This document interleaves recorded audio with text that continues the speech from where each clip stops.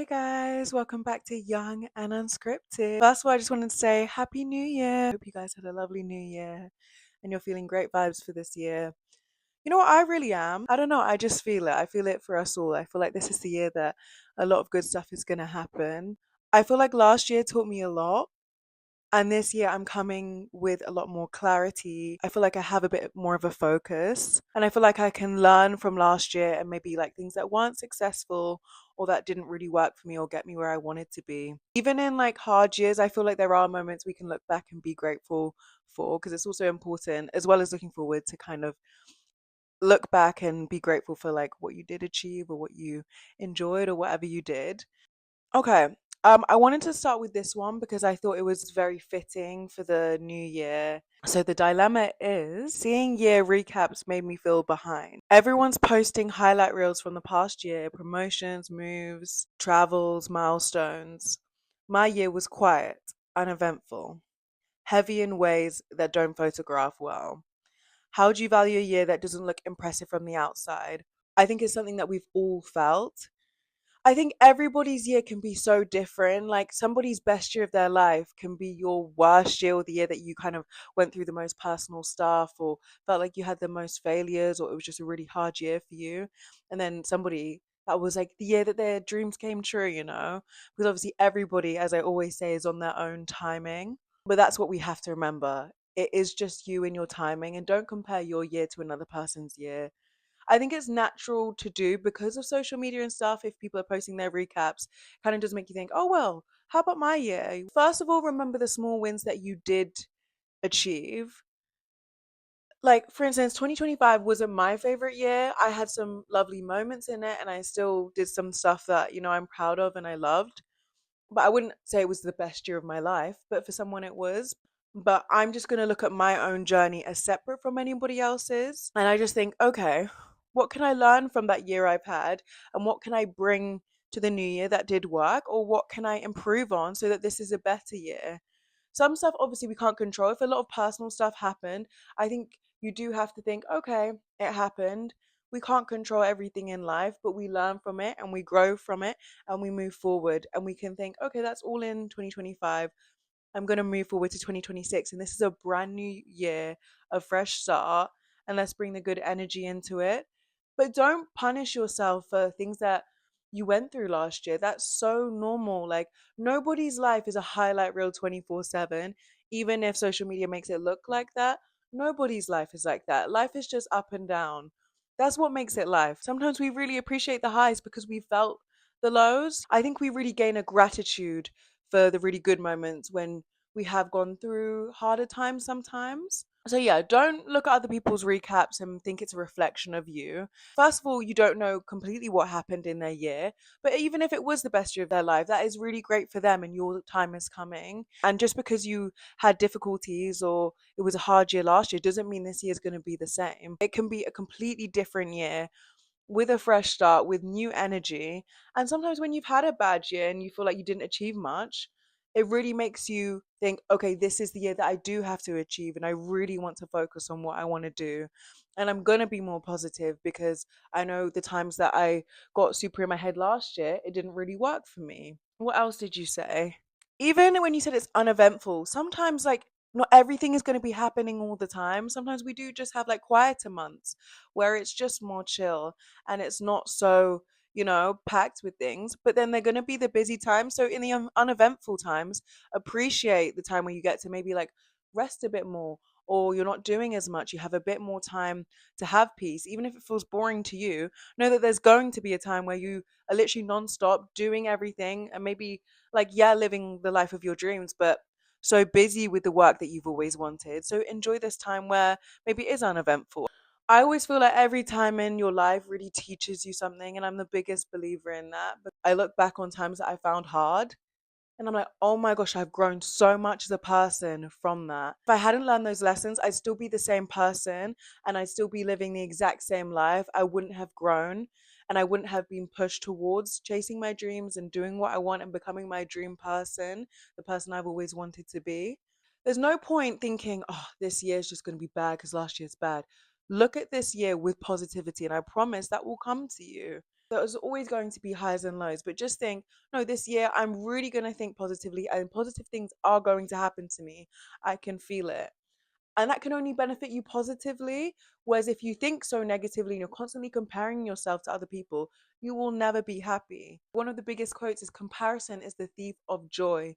And it really is. I think when you focus on yourself, that's when you get the best results as well. And it's really freeing when you think, actually, I don't need to be concerned with everything that everybody else is achieving. I just want to focus on my own achievements, my own life, my own joy. Because also, what may make that person happy and where they're at in their life is great for them. But for me, another thing would probably make me happy and fulfill me. We're not all programmed the same. I think it's so natural to feel behind when we're constantly seeing people steps ahead of us, but just really trust in your own timing, really do, because one day you're going to really look back and be like, oh, that's why that didn't quite happen yet, because I wasn't ready. Doors open when you've become the person ready to step through them. Maybe 3 years ago, when I wanted that to happen, I wasn't actually prepared for that. I wasn't quite strong enough. I wasn't quite resilient enough. I didn't have enough like mental strength or ability to like really not care what people think and look inwardly. But as I've gone through things, I've learned those skills and I've developed that strength. So now, when that opportunity arises, I'm ready. That opportunity is going to come. So just be ready. And this year's going to be great, guys. I feel it. I really do feel it. On to the next one. I'm an actress in my mid 20s and I keep getting so close. Final callbacks, chemistry reads, directors saying they love me, but I never book. It's been happening for 3 years and I'm starting to wonder if this is actually worse than the rejection. How do you stay hopeful when the industry keeps teasing you? First of all, I'm going to say the fact that you're getting callbacks, you're getting in those rooms, recalls, directors love you is the biggest positive. And I understand what you're saying. It's so painful when you get close. When you get so close, you're like, oh my gosh, I really thought my life was going to change and I was going to book this role and I didn't. And it's heartbreak. It's a real heartbreak. I understand. I've been in situations in life where things have come very close and then it didn't happen. And you're like, oh, I really thought that was the moment my life was going to change and you can feel it. And then it doesn't happen. But the fact that you're getting that close, you are on the right track. I promise you. Sienna always says, book the room, not the audition. And I think I might have said that before on here, but it's so true. If casting directors are really liking you and they're really loving what you bring, it's a really good sign. They may not think you're right for this project, but I promise you, you will be called on. People say even if the same casting directors call you back for auditions, that means they have taken a note of you and they are recognizing you. So getting to that stage is incredible. So many people would love to be in that position, and I understand. It's like, yeah, but I still haven't booked it and it's been 3 years. And 3 years, I know it's a long time.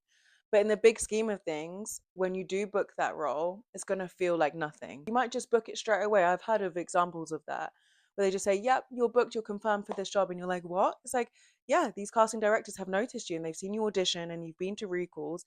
And now you've just booked this because they know you can do it and you're right for this role. In this industry, it's all about, somebody seeing you and thinking you're exactly right for this role. And a lot of the times when we might not be what they're looking for, but it just takes one time. Giving up now does not make any sense when you're getting so close. The fact you're getting recalls, that means you're very talented and skilled in what you do. You are trusted by these professionals and you're going to book your role soon. You really have to have another level of patience in this game. I think if most people were applying to a job for 3 years and they didn't get anything, they'd be like, oh. I know it's a crazy amount of time and everything, but it's quite normal.